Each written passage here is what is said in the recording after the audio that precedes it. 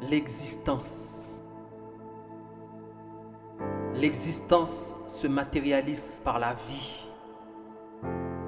Nous reconnaissons que quelque chose existe lorsque nous voyons sa visibilité. L'existence. Dieu me dit, beaucoup ne croient pas réellement que j'existe parce qu'ils ne m'ont pas vu. Thomas ne voulait pas croire parce qu'il ne voyait pas. Ils disaient qu'il faut que je rentre mes doigts dans les mains de Jésus. Il faut que je le voie et que je rentre mes doigts, que je touche pour réaliser, comprendre qu'il existe. Et le Seigneur me disait, Willy, beaucoup ne réalisent pas que j'existe. Laisse-moi te dire en cet instant que Dieu existe. Il est beaucoup plus vivant que toi et moi sommes vivants aujourd'hui. Dieu est beaucoup plus réel que toi et moi sommes réels.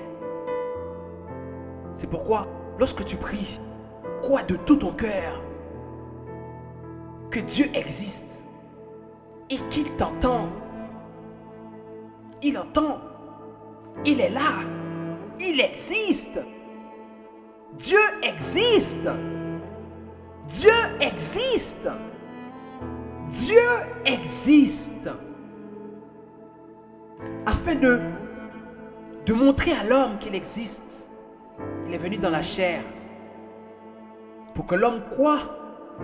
Parce que tout ce qui se faisait sous la loi, les sacrifices de brebis pour l'expiation des péchés, toutes ces choses étaient faites avec un doute de l'existence.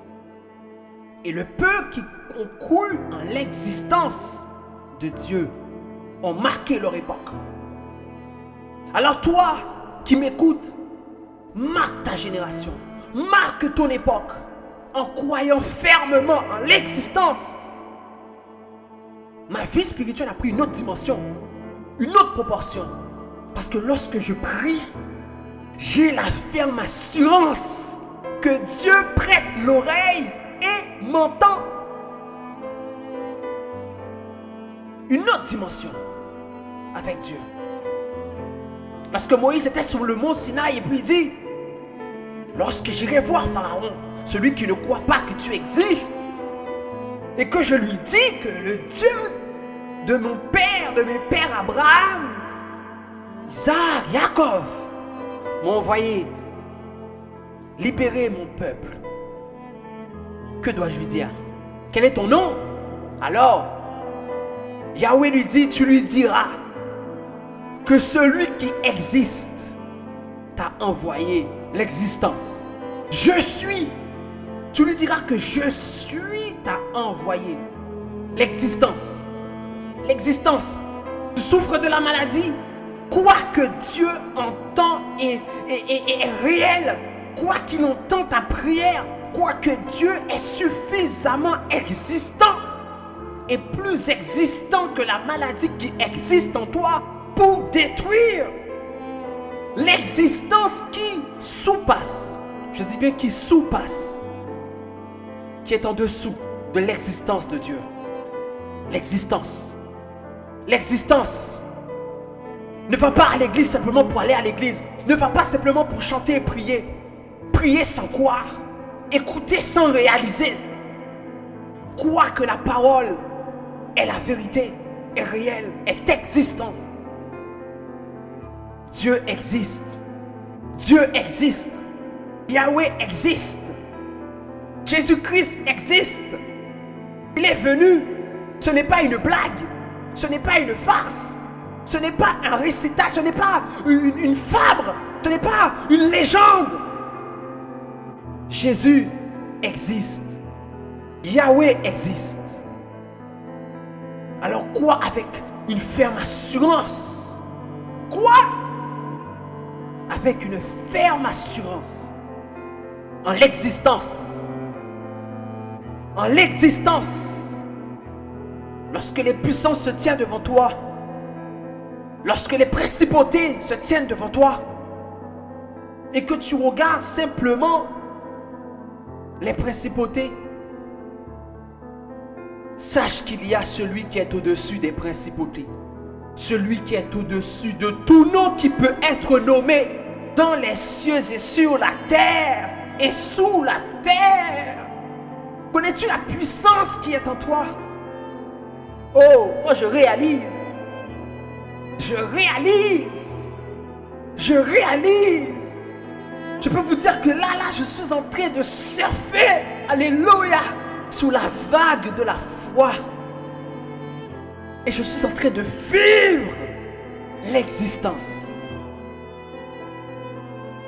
L'existence.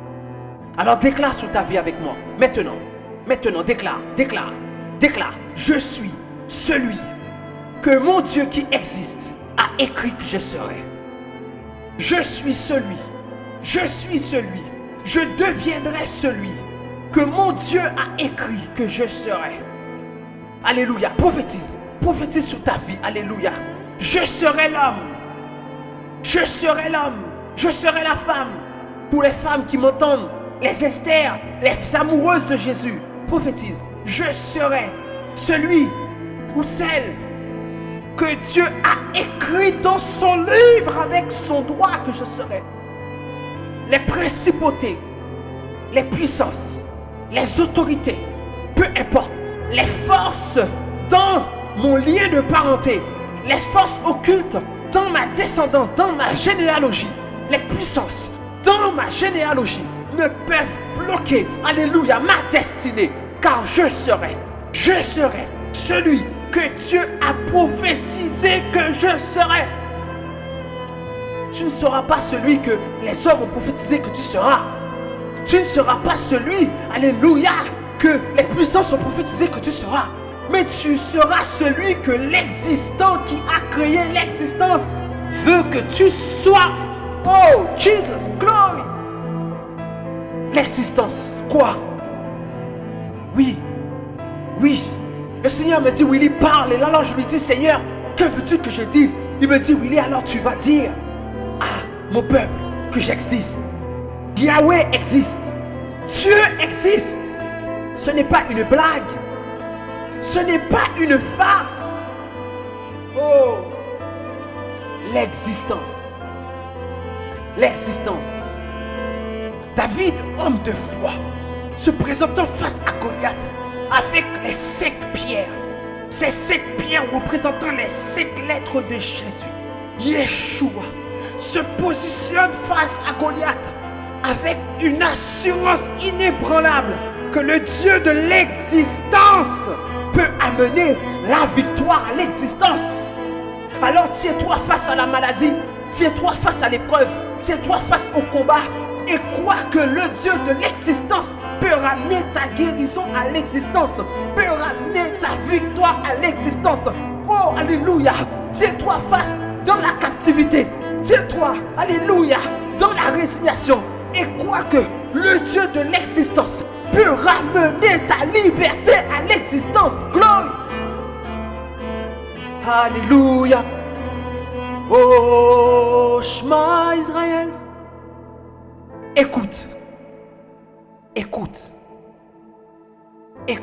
mon peuple, écoute ma nation, écoute homme, femme, Dieu est réel.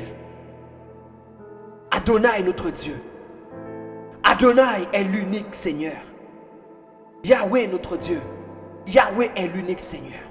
Il n'y a point d'autres dieux qui ont été formés avant lui ni après lui. Il n'y en a point. Il est le seul. Alors toi qui as ta foi, ton cœur en Jésus, ton assurance en Jésus, tu as la position la plus élevée. Tu as la position la plus élevée. J'ai la position la plus élevée en Jésus. Car selon Éphésiens chapitre 2, La parole déclare que Dieu nous a ressuscités en Christ et nous a fait asseoir dans les lieux célestes en Jésus-Christ. Et Christ est assis à la droite de Dieu. En d'autres termes, Christ a la position la plus élevée dans le ciel. Puisque toi et moi sommes ressuscités en Christ, puisque toi et moi nous demeurons en Jésus-Christ, nous avons la position la plus élevée. Et très bientôt, nous allons quitter ce corps de mort pour hériter notre corps glorieux. Un corps incorruptible. Un corps semblable à celui de Yahushua Mashiach. Oh, je ne sais pas si tu m'as compris. Ce corps que nous avons, ce corps va être régénéré. Je rectifie, ce corps va être régénéré.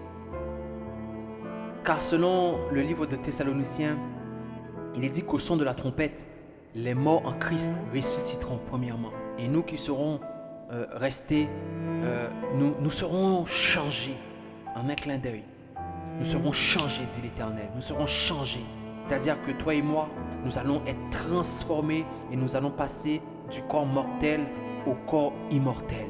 Et cette promesse est faite aux amoureux de Jésus, aux véritables enfants du Mashiach, aux véritables serviteurs et servantes de Dieu qui ont un cœur repentant, un cœur de pardon, prêt à pardonner, prêt à aimer leur prochain, qui ont un cœur tourné vers la parole de Dieu, qui ne s'endurcissent pas. Voilà, cette promesse est pour toi, femme, jeune femme qui m'entend, qui a traversé des moments très difficiles, qui a beaucoup souffert, mais qui malgré tout a gardé de l'amour en ton cœur pour Dieu et qui a dit, Père, pardonne-leur, Seigneur, tout comme toi tu m'as pardonné. Et à toi, jeune homme qui aime Dieu, qui a beaucoup souffert, qui a beaucoup été humilié, qui a beaucoup été, je dirais, manipulé dans tous les sens du terme. Peut-être que tu as donné ton cœur et par la suite tu as été manipulé d'une manière ou d'une autre. Non, mais pardonne et que tu as pardonné. Eh bien, cette promesse est pour toi. Cette promesse est pour toi, femme plus âgée, qui est restée fidèle à Dieu, qui est restée fidèle au Mashiach. La promesse est pour toi, vieillard, qui est resté fidèle à Dieu, fidèle à sa parole, qui ne s'est jamais tourné vers d'autres dieux, qui n'est jamais parti vers les puissances occultes pour régler tes affaires, mais tu as toujours plié les genoux devant le Créateur du ciel et de la terre. Oui, viendra le temps où nous allons hériter notre corps éternel, notre corps glorieux. Et ce corps va traverser l'univers. Nous n'aurons pas besoin de dépenser des fortunes dans des technologies pour pouvoir voyager dans l'espace. Non, non, non. Nous aurons la capacité de pouvoir voyager d'un univers à un autre. Nous aurons la capacité, alléluia, d'être dans l'univers, dans notre corps glorieux. Et on peut même aller plus loin. Vous savez, lors de la bataille finale, sachez que nous serions équipés et armés. Le Seigneur m'a déjà montré en esprit comment je serais équipé pour la bataille, comment je serais équipé pour la dernière bataille, pour le dernier combat, équipé comme un guerrier. Alors, garde cette assurance en ton cœur, toi qui souffres de la maladie, toi qui souffres de peu importe la souffrance, toi qui souffres de peu importe la situation, que viendra le temps où tu rentreras dans ce corps qui ne connaîtra plus la mort, qui ne connaîtra plus les pleurs, la tristesse, ni la peur, ni les faiblesses. Mais ça sera un corps semblable à celui de Dieu, un corps glorieux. Alléluia.